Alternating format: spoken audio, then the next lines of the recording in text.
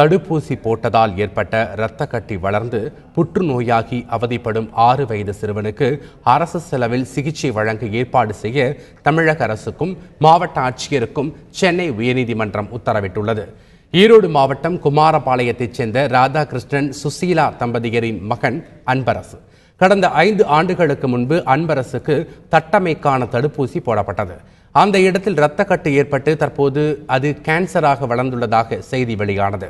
இந்த செய்தியின் அடிப்படையில் சென்னை உயர்நீதிமன்ற நீதிபதி நாகமுத்து மற்றும் நீதிபதி அனிதா சுமந்த் அமர்வு தானாக முன்வந்து வழக்கை விசாரணைக்கு எடுத்துக்கொண்டது.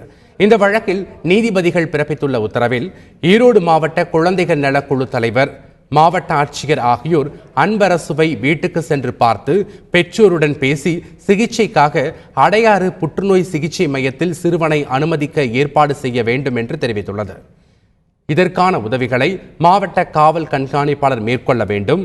மேலும் குழந்தையோடு அவரின் பெற்றோரும் தங்குவதற்கு மாவட்ட நிர்வாகம் ஏற்பாடு செய்ய வேண்டும் என்றும், மேலும் அன்பரசுவின் சிகிச்சையை சுகாதாரத்துறை செயலாளர் உறுதி செய்ய வேண்டும் என்றும் நீதிபதிகள் தமது உத்தரவில் தெரிவித்துள்ளனர்.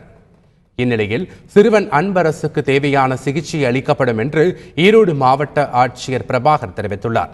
எனினும் தடுப்பூசி போடப்பட்டதால் சிறுவனுக்கு காலில் புற்றுநோய் கட்டி ஏற்படுவதாக கூறப்படுவது வதந்தி என்றும், பொதுமக்கள் இதனை நம்ப வேண்டாம் என்றும் மாவட்ட ஆட்சியர் தெரிவித்துள்ளார். கேன்சர் நோய் சிகிச்சையில் வல்லுநர்களான ஆங்காலஜி ஸ்பெஷலிஸ்ட் மற்றும் குழந்தை சிகிச்சை பிரிவு உயர் மருத்துவர்கள் அனைவரும் விரிவாக ஆலோசனை செய்ததில் 3 மாதத்திற்கு பின்பு எந்தவிதமான தடுப்பூசியும் போடாத நிலையில் 2 வயது இருக்கும் பொழுது கட்டி கண்டுபிடிக்கப்பட்டது தடுப்பூசியால் ஏற்பட்டது என்று எவ்வகையிலும் குறிப்பிட்டு சொல்ல இயலாது. இந்த தடுப்பூசி போடுவதனால் கேன்சர் கட்டி உருவாவது என்பது இதுவரை மருத்துவ அறிவியலில் கண்டறியப்படவில்லை. இதுபோன்ற வதந்திகளை யாரும் பரப்ப வேண்டாம் என்றும், மக்கள் அச்சப்பட தேவை என்பது, சிறுவனுக்கு தேவையான சிகிச்சைகள் அனைத்தும் தமிழக அரசு செய்யும் என்பதை தெரிவித்துக் கொள்கிறோம்.